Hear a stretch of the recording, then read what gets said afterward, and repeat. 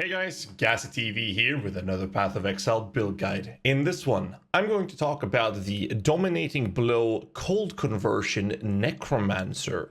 I'm going to talk about the differences between the Necromancer versus the Guardian, and I'm going to show you some gameplay footage of me killing the Conqueror bosses as well as a 8 Cirrus on the cold conversion of the Necromancer version. Now, the gear that you'll see me do this in is in the Zero to Hero project that I'll be doing recently and will continue to do in the coming weeks as well. Where the character literally started with nothing in the stash and went from league starting scenario all the way into A8 Cirrus, and it's been a blast to do, and I'll continue to do so. And this is a new format of my build guides, so I hope you enjoy them. I'm not going to rant too much in this intro, so let's just dive into the build guide, shall we?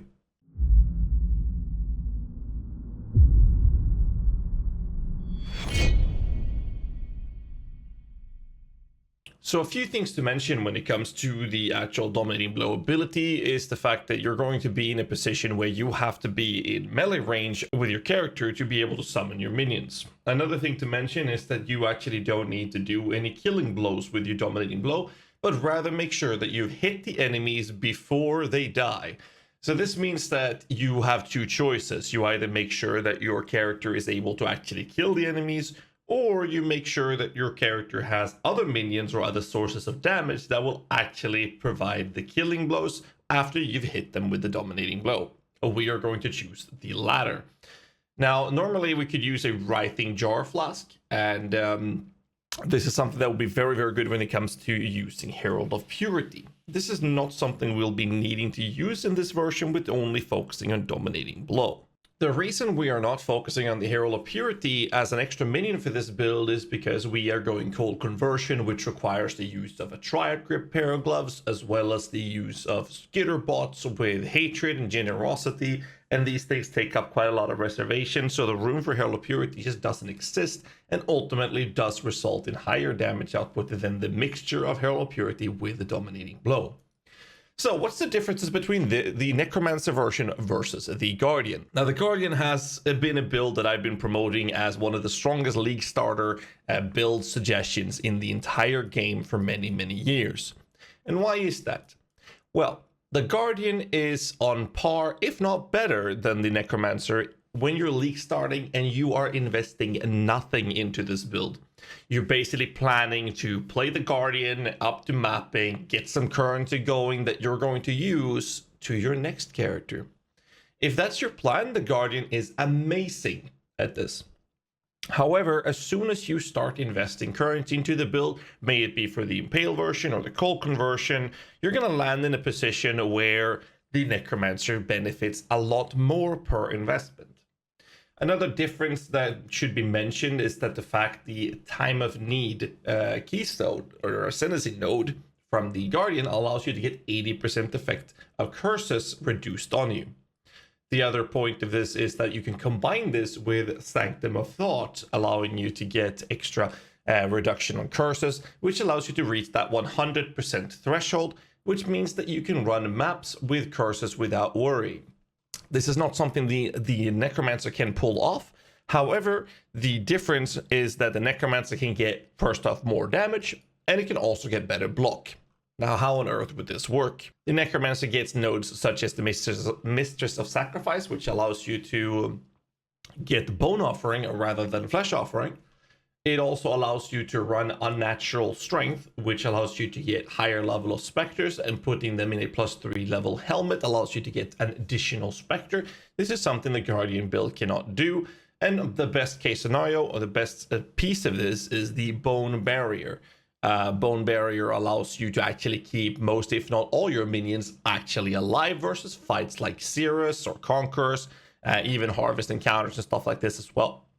When I did my Zero to Hero project, I didn't have any problems keeping up even the Chieftain Spectres versus the endgame bosses, which was quite insane to see, actually. And that means you have better sustaining high end DPS versus bosses. There's a lot of quality of life for the endgame coming from the Necromancer compared to the Guardian. When it comes to the skill tree and the leveling approach, it's very simple. Do keep in mind that all the details for this build will be in the written link in the descriptions below. So normally I would just rush out with these nodes, but I would actually pick up the spell damage nodes first, because I would be leveling with like Orbstorms and Stormblast Mines. But the in-game tree would be to level through these nodes and take out the Heart and Soul, Lord of the Dead, pick up the Jewel slot a lot later, not early, and then take the Cruel Preparation instead. Go for Enduring Bond, and normally what I would do is I would use spells to level to level 28 and then switch to DB, because once you go DB, it's just autopiloting all the way from there. Skip out Elemental Equilibrium until you are ready for it. This means 4 green colored Triad Grip Gloves. Quick recover is very good early on, and if you're going Dominating Blow at level 28, I would make sure to rush into Sacrifice and the Leech node and then pick up Spiritual Command as soon as you can. This will allow them to stay alive very effectively during the entire campaign, and you can spec down to Discipline Training and give them some accuracy and damage, as you can focus on more HP nodes, which is essentially all you want to go for. So after you picked up the Sacrifice node and you're going DB, you just want to rush down to Resolute Technique to make sure that you have the most effective summoning process of your DB minions throughout the campaign. And that's basically the entire process of leveling this build. After this, you just simply decide if you need resistances, you go for Sanctuary. You can even go for Barbarism. This really helps leading into Act 6. And the rest is just HP, HP, HP. And if you feel fine, you go up through Devotion and you pick up the damage nodes from Redemption as well as the Righteous Army. And once you start going with a 4 green try, you're going to want to have the Sovereignty so that you're able to have all the reservation that you need for this build. Gear-wise, the gear that I've been showing you in the gameplay footage is actually not using a Scourge Claw. It is using a rare one crafted with some deafening essence of fear, which is very, very cheap to do, but the Scourge Claw is very, very good as well. The shield is probably the most expensive piece that you're going to go for. I think that the shield that you're looking at here costs about 40 chaos. Just HP resistances, but most importantly, recover life on block with benchcrafted chance to block spell damage. I think it was 35 or 40 chaos.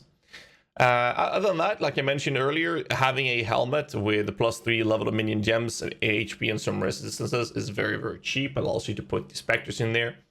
This build is showing a Tabula Rasa. Any type of 6-link corrupted piece would be good. There's plenty of other influence modifiers that you can go for.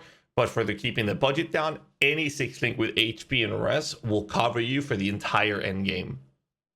Triad Grip, 4 green colors, very important. Color them using the Jeweler trick, of course, by getting 2 green colors first, and then using the recipe with getting 2 colors and 3 sockets, and then 2 sockets, 3 sockets, 2 sockets, 3 sockets, tells green, and then do the same thing between 3 and 4 sockets. Boots, very straightforward. HP movement speed. If you want to go nuts, you can go +1 Spectre, but it's not really worth it. Amulet, you have a couple of choices. Obviously, we're going to oil the Ravenous Horde, but just a lot of stats is required here. Otherwise, you could go for a Jinxed Juju Amulet. Allows you to be even tankier, but does put some pressure on stats on the other pieces. Unset Ring is recommended. Make sure that your Dominating Blow actually has fire or lightning damage to attack somehow, preferably through a ring in more cases than not, to make sure that your Elemental Equilibrium does not do any cold damage, so the enemies will actually have less cold resistance. Other than that, it's just stats and HP. You don't even need lower mana cost, because the claw that you'll be using later should be a Gemini claw, giving you mana and life on hit. Writhing Jars, like I mentioned before, they're nice to use, but they are not mandatory anymore, so you don't really need them at all. Rumish Concoction would be very, very nice to use, however. And same thing goes with the Conqueror's Efficiency if you really feel comfortable with pushing those out. This is not something you need either. Anatomical Knowledge is a nice HP booster, which you can put here next to the Witch Starter area, which will give you a ton more HP. Other than that, we're going to look at the skills. The skill setup is very specific. For example, like I mentioned, the +3 minion helmet allows you to have the Raised Spectre, a life tap, and then you have a couple of other options. You could put some the Holy Relic and have a Feeding Frenzy in there, which means you'll have to break the links to 2 links if you want to. Normally, I would put the Animate Guardian in here and not the Holy Relic, and then put Elemental Army to give them more resistances and also allow them, and specifically the Guardian, to apply exposure. But it is a matter of personal preference and how you approach it. Convocation, put that in one of the rings. Your brutes can have your golem, maybe Carrion Golem or Stone Golem. I do prefer the Stone Golem because of the taunt, but the Carrion Golem does give you a little bit of damage. Hatred Generosity, put the Feeding Frenzy in somewhere, either through the Relic or the Golem. The gloves can have a portal gem if you want to, but normally I would go for whirling blades, faster attacks, and a dash, and then the portal could be changed for a Vol haste if you so wish. Scatterbot's support should be the Bone Chill and Unbound Ailments, which increases the enemy's cold damage taken. And the Dominating Blow is the last one we're going to go through. Your weapon should have a Bone Offering, Desecrate, and a Frostbite on a lower budget, because when you go to a rare version, the idea is to get a Trigger Craft, which allows you to automate this process. The Dominating Blow, however, very, very simple. First off, the level of your Dominating Blow should be prioritized. If you're able to get a 2120, that would be preferable. They're very cheap at the moment in this current league, but you should be leveling several in your off slots to make sure that you get a 2120 eventually. Fortify is a must. It's not the best damage approach, but it gives you that 45 buff, and it gives your minions 45 buff, which keeps both you and your minions alive. So even if it's not the best support for damage output, it is definitely going to be in this list. Minion damage is here. You could change the minion damage if you want to for the melee physical, or even ruthless, which is what I would prefer to use for a variety of reasons. But the minion damage does lower their HP. It is okay to use, but if you're feeling that your minions are dying too much, the minion damage switch would be a good idea. This is why it's very smart to try this build out in a tabula with 6 white sockets till you feel that you've landed in a comfortable spot, and then choose your corrupted 6-link cheap 10-15 chaos purchase. Otherwise you can't change the minion damage for another gem that is of a different color. Early damage with attacks is quite obvious since we're using full elemental damage. Hypothermia is there because we're chilling through the Skitterpots, and melee splash is obviously there for clearing, and multi-strike is the obvious switch from the melee splash to do the switch for single targets. However, like I mentioned, Ruthless is a very good option. It's not the best option in terms of damage, but what it does is that it has every third attack with a melee attacks will do the Ruthless Blow. This is giving you a very high probability of actually freezing, and that includes harder endgame bosses when you have enough damage. So this will be a very nice defensive layer as well. It's not really required, but if you want to try it out, be my guest. It's a really cool thing to see.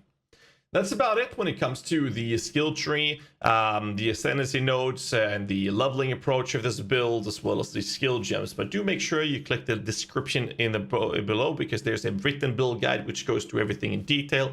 And do keep in mind that if you're watching this video long after it was posted, or if you're wondering if this build is updated for the current league, click the link in the description. It will tell you the patch it's updated for at the very top, and it will be updated. It has been updated for about 5 or 6 years already, and it will be updated for the future leagues, every league. Right, I'm not sure if I missed anything. I hope not. The Pantheons obviously go for avoiding projectiles change through Solo Donaris, and the minor Pantheon doesn't really matter that much. I just wanted to have this little quick format of me talking about the differences between the builds, versions, the pros and cons, how it's played, and just some generic outlines of the build as you guys are shown some gameplay footage. I hope you guys enjoy this little quick format of this build guide, and I will be having all the details in the written description, linked in the descriptions below. So make sure you hit the like button, subscribe for more content. Until next time, Meixsells, stay safe and keep rocking.